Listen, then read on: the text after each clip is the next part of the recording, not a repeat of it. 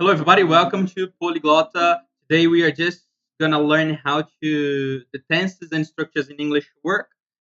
Then we are gonna go to modal verbs, would conditions, and then if clauses conditions. Okay, so it's gonna be extremely basic.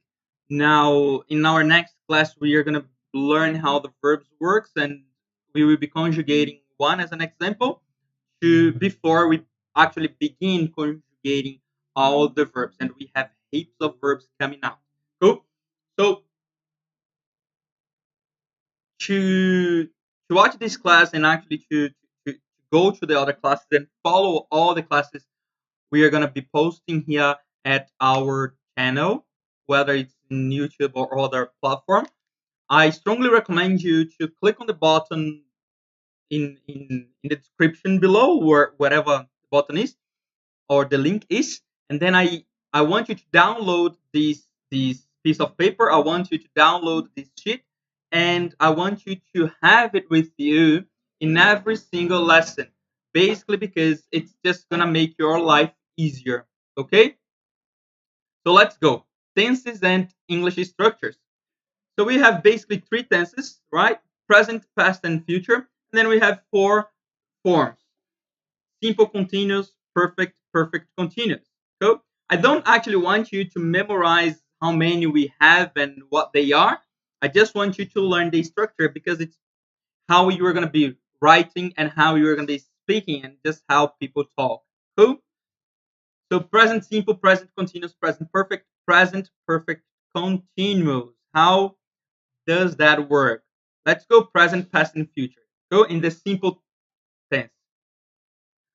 So the simple tense works basically the same for all of them, present, past, and future. It's the subject, verb, object in the present, subject, verb, object with the verb in the past, and then subject plus will and verb. So will puts the verb in the future. And object. Cool? So let's see how that works. Example, present simple. I eat cake. So I eat cake. Simple. I ate an apple. I ate an apple yesterday. I ate an apple last week. I ate an apple last night. I ate an apple 2 weeks ago. Cool? Future. I will eat an apple tonight. I will eat an apple tomorrow. There is also I am going to eat an apple. Cool? Which is also future. But here we are just working with the will for now. Okay? Present. Subject, be verb, then verb in ing or gerund form plus object. Present. I am drinking coffee. I am drinking coffee now. Cool. Past. I was drinking tea. I was drinking tea last night. I was drinking tea yesterday. Future. I will be drinking juice. Then the object can be anything. I will be drinking orange juice. I will be drinking apple juice. I will be drinking, I don't know, coffee. I will be drinking tea tomorrow night. I will be drinking beer tomorrow night. Cool? Present perfect. I have eaten pasta before. I have eaten pasta when? Before. Then you just don't know when. Cool? Now, then can also be I have drunk pasta.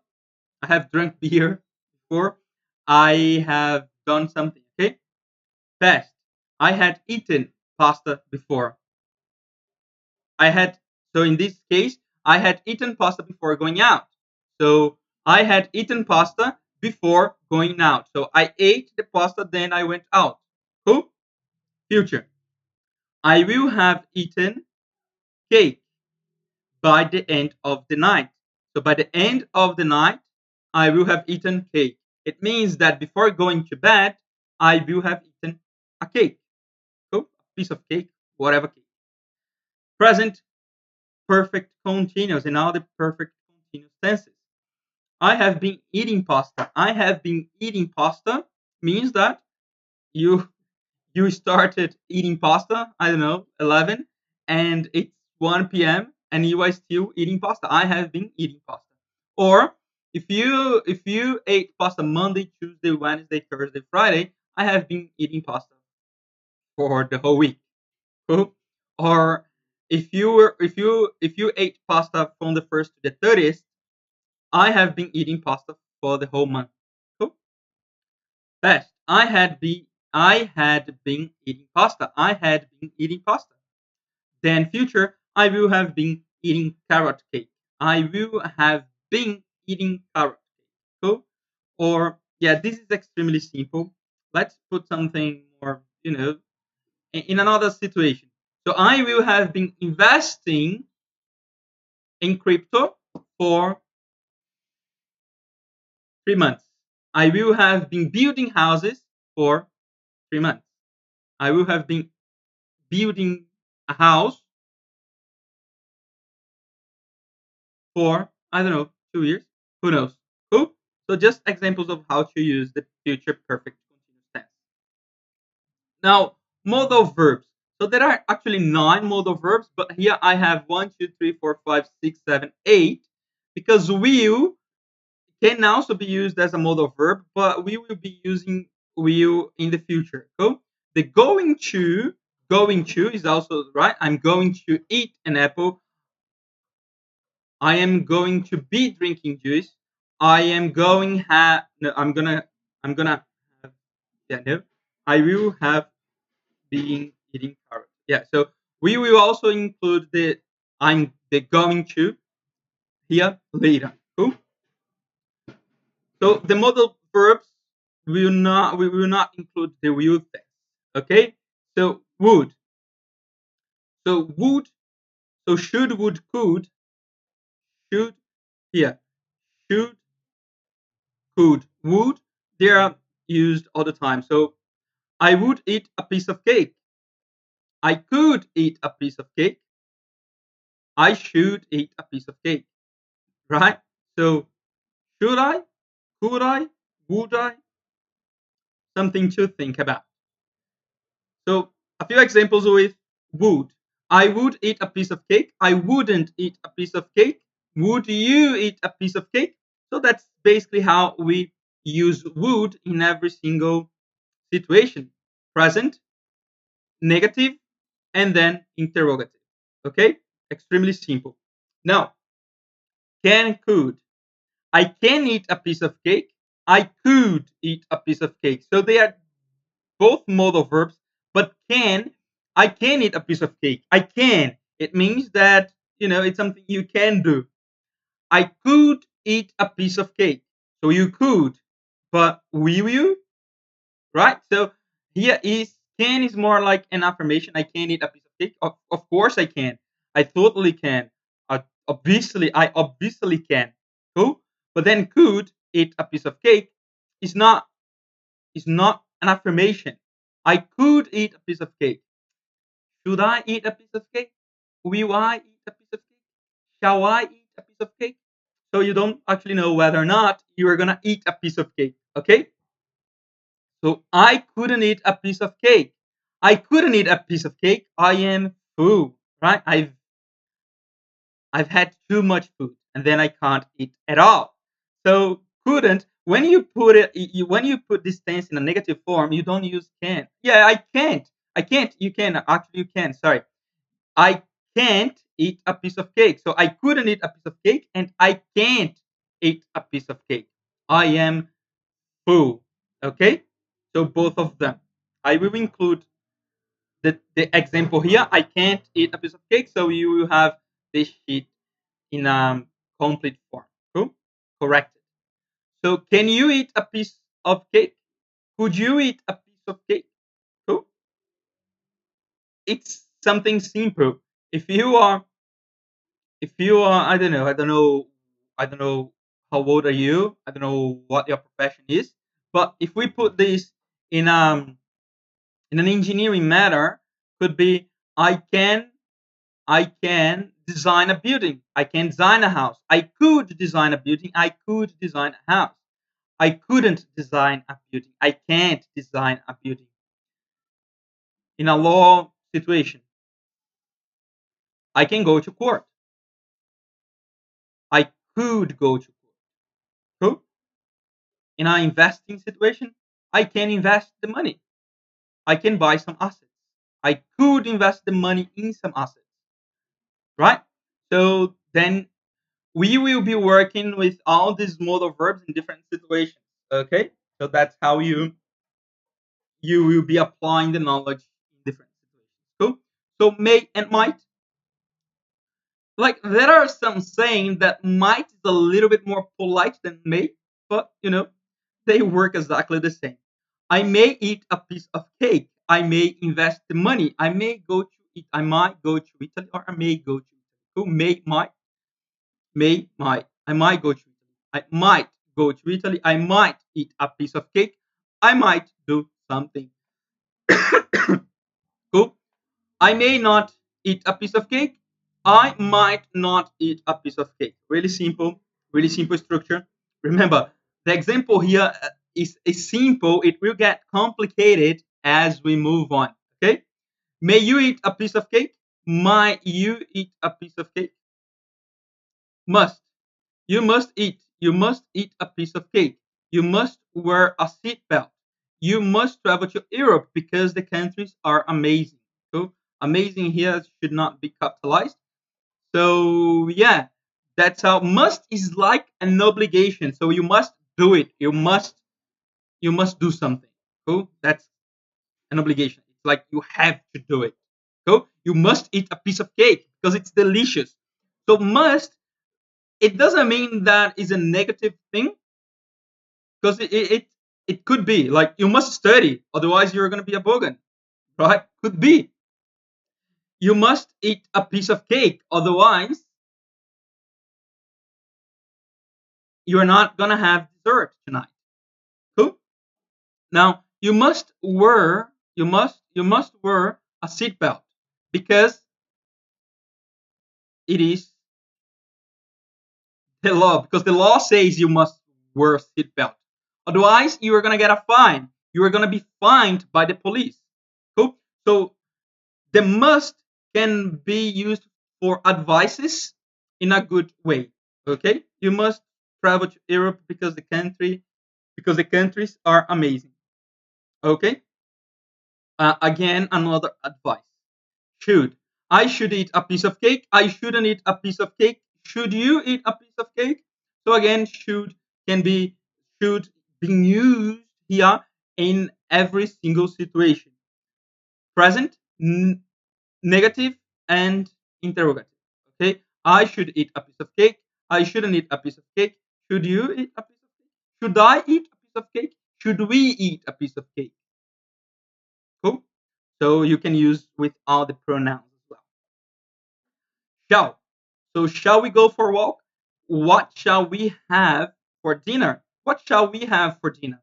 Pasta, rice, beans, and I don't know, maybe some meat. Well done meat. I'm hungry now. So shall I carry your bags? Uh-huh. So if you are a man and then you are with your girlfriend, babe, shall shall I carry your bags? Who? Being polite. Shall I open the window? Well, it's hot in here. Should I open the window? Right? Let's get started, shall we? So, people, the class is going to begin. Let's get started, shall we? Again, shall being polite. Okay? So these are the modal verbs. Then will as well. Yeah, look, will. So instead of shall, I could use will. Will we go for a walk? Have the same meaning, but will is just putting the tense in. Yeah, will we go for a walk? As same as shall. But when we use more for to put the tense in the future, well, actually, we use for both, right? We use for both. It depends where you are. In some places, some countries, people use it differently, I would say. But what we have for dinner? Cool. So what shall we have for dinner? What we have for dinner? So what shall we have for dinner sounds a little bit more polite. But if I say what we have for dinner, right? So if you are with your wife, babe, what we have for dinner? That's more like kind of certainty. What shall we is more like a question. Cool. So here it would be interesting. Will I carry your bags? So you are asking your partner whether you will carry the bags. Will I carry your bags? Will I carry your bags? Well, if you were saying yes, right? Shall I open the window? Will I open the window? So shall I open the window? You are making, it's you are you're just kind of asking, shall I open the window? It's hot in here. Shall I open? If you say will I open the window? It's more like a question, right? It's hot in here. Will I open the window? You don't know. So that's just the difference. Will is more for an affirmation, or yeah, I'd say so. And shall is more being polite. You don't actually know. Shall I carry your bags? You are asking. Will I carry your bags? It's more like, oh well, will I carry your bags? So to be more polite, you just say, shall I carry your bags? Shall I carry your bags? Carry. Yeah. Shall. Shall I open the window? Let's get started. Will we? Shall we? See, shall we just sounds better. Cool? And more polite, I'd say. Okay, so these are the modal verbs. Now, would conditions. Would conditions. So we have two would conditions, simple and perfect. And the structure for the simple is I would, verb plus object. As an example, I would abandon this mission. This mission being the object. So I would abandon this mission. However, let's use the mission as a marathon. I would abandon this marathon, right? This marathon. You are running with your mates. I would abandon this marathon. However, I've been training extremely hard, and therefore I'm gonna make it, or I'm gonna make it happen. See? So I would abandon this mission. I would abandon this marathon. You say you would. However, I've been training a lot. Therefore, I'm not gonna abandon this. Cool? Could be one way of using it. Perfect conditional. I would have plus verb plus object. I would have abandoned him or her. I will use her here. I would have abandoned her. However, she's so sweet. I can't abandon her. Abandon here could also be let it go. I can't let her go. Cool? So I would have abandoned her. However, she's so sweet, I cannot let her go. Okay? I cannot let she go. She go. I cannot let she go. Yeah. So I would have abandoned her. However, something. Cool. So this is just how we use the simple and perfect conditionals. Would conditionals. Cool. Would conditionals. Now we have the if cause conditional. So it's basically if something happens, something else happens. Cool. Then we have a zero, first, second, third, and then mixed. We have two mixed conditions. Cool. So mixed conditional, past, present, and then present, past. As an example, let's see. Zero conditional, if plus present plus object. So that's the explanation here. If tense in the present plus object, comma, present. Then structure. If subject plus verb in the present plus object, comma, subject, verb in the present object. So zero conditional, everything happens in the present. Everything happens now. For example, if I abandon you, I suffer. Cool? If I abandon you, I suffer. Then here you can also exclude the object. If I abandon, I suffer. And then you don't actually know what the object is. Cool? If I abandon the cat, I suffer. If I abandon the dog, I suffer. If I abandon my mother, I suffer. If I abandon someone, I suffer. If I abandon something, I suffer. Okay? So two situations happening in the present. So if I abandon school, I suffer because I'm not gonna learn. Really simple and yeah, weird situation, I'd say. Okay, so first conditional. If present plus object, then a situation is happening in the present and something will happen in the future. Then you will use the will to put the verb in the future, and then the verb comes in the base form. So if, let's open this, right? So let's open this before the comma. If subject, verb in the present plus object, so this is the first clause, comma, subject, will, verb in the present plus object.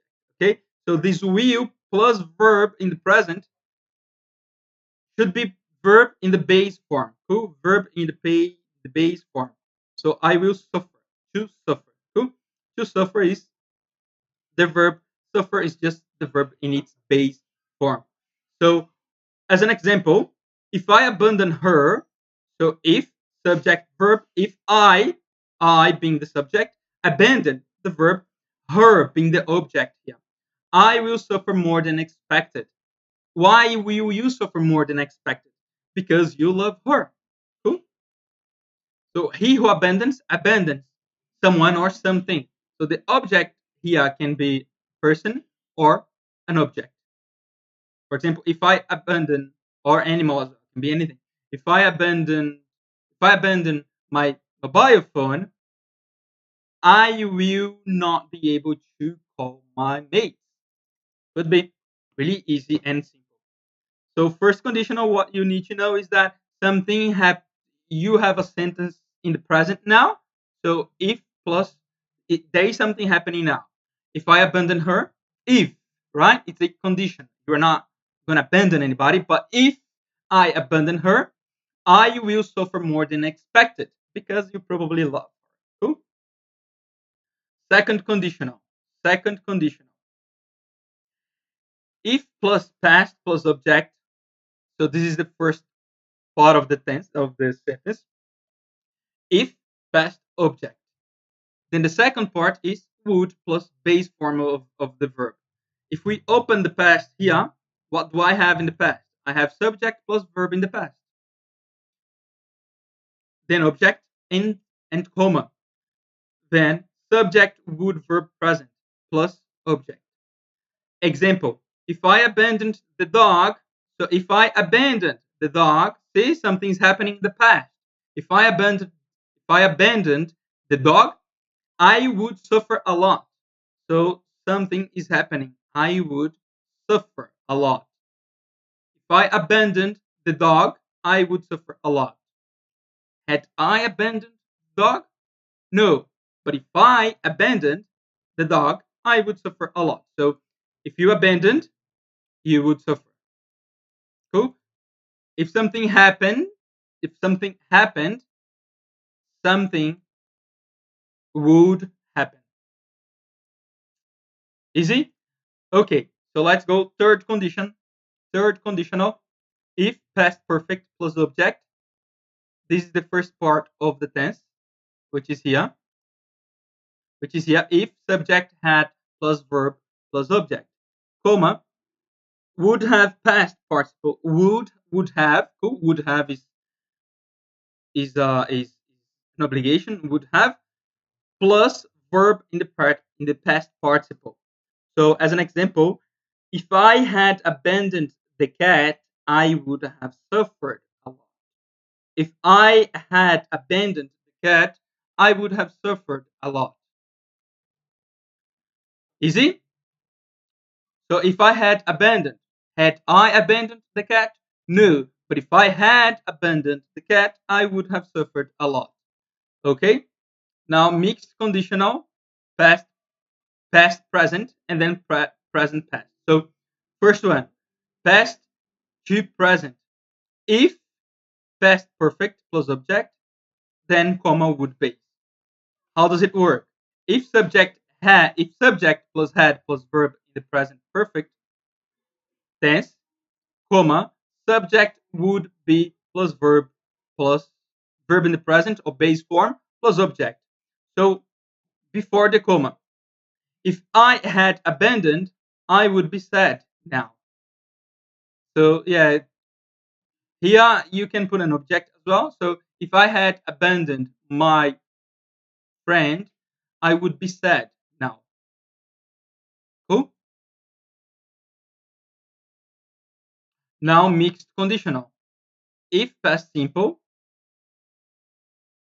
plus object would have past participle. Okay, so if subject verb in the present perfect plus object,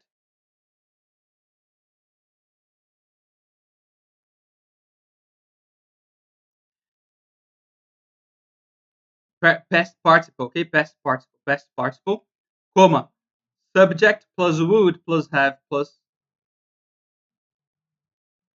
verb. This is verb. I would change it. Cool. So this is verb in the past participle, not have. So have plus verb in the past participle plus object. So if I abandoned now, I would have failed yesterday. So if I abandoned now, I would have failed yesterday. Easy. I just put verb here, and yeah, you're gonna have the tense, and then here I will put the can. I can't eat a piece of cake. I will put the can here, and you're gonna have the sheet updated. Okay. So I hope everything was clear. Download this sheet and keep this piece of paper with you for every single other classes, for all the other classes. Okay. Nice having you here. I will see you in our next class. Bye bye.